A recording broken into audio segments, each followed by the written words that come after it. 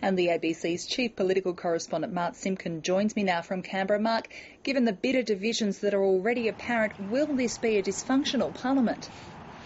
Well, the first test of whether a parliament really is dysfunctional is the election of a speaker. Can it elect a speaker? Well, this parliament has just managed to do that, but it was, of course, protracted. It was at times messy and at times ugly, and I think that's what this parliament will be like. It won't be dysfunctional, but it will be messy and it will at times be ugly and nasty. Of course, it's one of the ironies that the speaker traditionally doesn't want to walk up to assume his chair.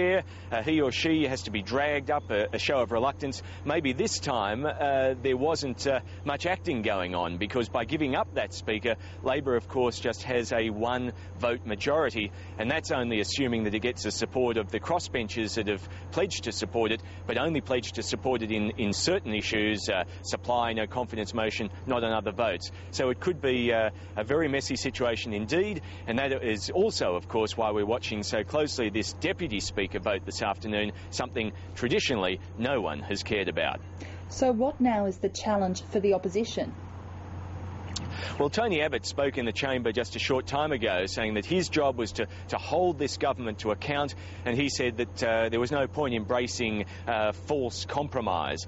So the challenge for him is to do all that, but not to appear to be an obstructionist or to be a wrecker. And it's no coincidence that every Labor backbencher who walked through the doors of Parliament today used the words Tony and Abbott and wrecker in the same sentence.